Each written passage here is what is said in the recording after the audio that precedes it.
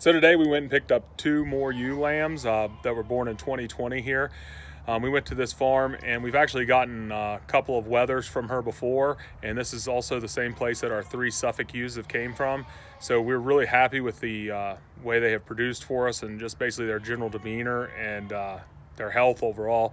So we decided to pick up 2 more, get these unloaded, get them in the barn in their pen, get some better shots of them. Here's the 2 ewe lambs we picked up today. They're here in their pen. They're kind of calmed down. We got a little feed for them here. Got their little water set up. Everybody's kind of getting introduced to each other there. But they seem to be doing pretty good. They'll settle down. Just a new place, a new environment for them right now. Today I'm going to be cleaning out the chicken pen and moving their space out a little bit and then putting new bedding in for them.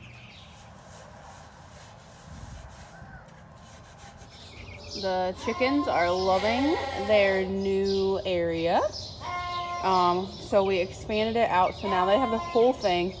We gave them this bigger water here because they were drinking all of the water out of the 4 or 5 quarts. So now they have this 5-gallon water that they can drink from, and they're still getting a feed twice a day, and they'll get upgraded to a new feeder soon. But otherwise, they're loving life. Now we finished up cleaning and getting the chicken pen situated.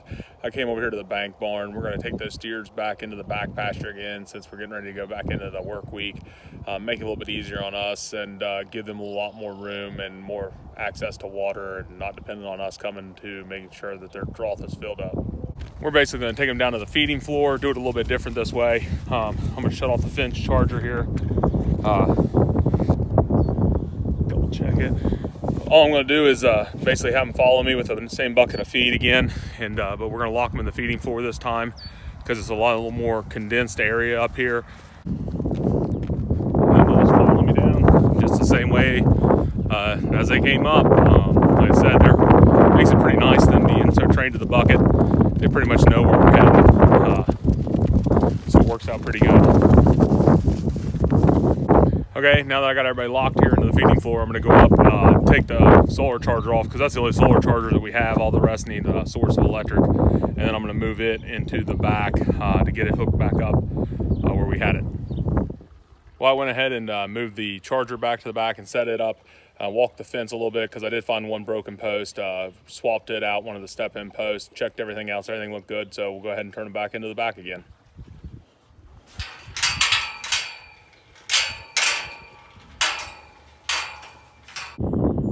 Kind of see this area here, might be able to see a little bit better that the cows did what they wanted.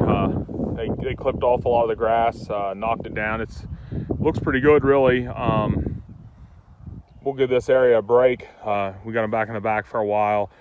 Maybe we'll get some warmer temperatures, and that'll really help this out because we planted a lot of new pasture mix seed in this 2 summers ago, and so this is one spot here that's always been kind of shy of grass, and it's looking better, so that's good.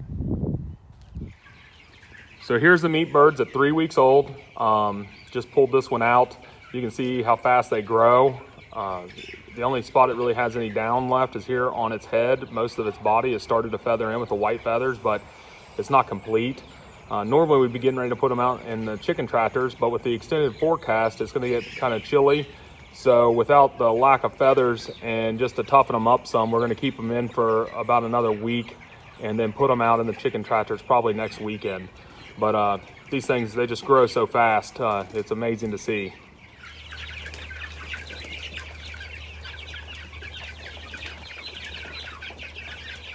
Well, today we got a call from Jay Winkle with Winkle Farm Supplies down in Beaufort, Ohio, to let us know that a creep gate that he built for us was finished. So we ran down there to his place today to pick it up. Along while we were there, we picked up a lot of other gates that work with the system that we have. They work real well. We use them a lot for all of our sheep, and we needed some more anyway for the bottle lambs now that they're weaned. So while we were there, we just picked everything up. But you can see with this creep gate that he built for us here, the center bar here is adjustable up and down with 4 different adjustments there, and then you can adjust any one of these rods down for different widths to let the sheep in and out. This is a really heavy build, looks really good. Gonna work really well, and it is built a lot better than kind of the system we had set up currently. And we set up our creep feeder area right here. You can see they've been getting in and out. We got their creep feed in there. The ewes like having their whole pen back all together again. They're all getting used to each other, and everybody seems to like the more room. All these lambs are about 40 days old, give or take a few days.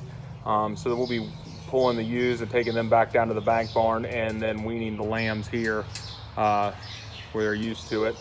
And here's our 2 new ewes. The bigger one, this one here in the back, we put her through the scale tonight, and she was at 80 pounds, which is pretty good. You can see she's taller than the other, but she's a little older than the other, probably by about a couple weeks, 2-3 weeks. But they both came from the same farm as our 3 Suffolk ewes. That's what we're going for, is bigger ewes, because they, in general, will have bigger lambs at a shorter period of time. And with us geared toward meat production, that's what we want with our feeder lambs. But also with buying them from the same farm we got the other 3 from, you know, we haven't had any issues with those. Those lambed great for us, had no real health concerns or anything, and so we were really happy with the quality of them. So that's why we, you know, went back for more. We're thinking about adding some more ewes. Right now we're at a total of 8, but we're not really sure if we're going to do that this year or maybe this fall, this spring or this fall, and see how that goes. But right now we're still just expanding our sheep operation almost daily.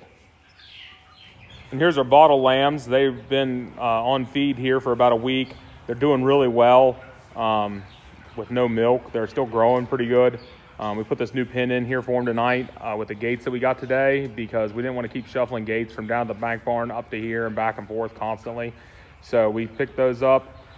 These guys are doing pretty good. They'll be moved down to the bank barn probably in the next 3 weeks to a month to finish out down there in the setup that we have there. They'll be going to the processor about middle of July. Right now is the date they have, or beginning of July. So they'll be pretty good sized lambs by then. And if you're wondering why we have a little area set off for a creep feeder with different size passage holes through for the lambs to get through only, is because we give them creep feed in here. And what that is a little bit sweeter feed, has more molasses, some higher protein than what our lamb grower is. And it allows the lambs to be able to get to grain that the ewes can't basically eat before they can get to it. So it gives them a spot to eat out of the way and kind of develop some independence, so when we wean them, it won't be such a shock.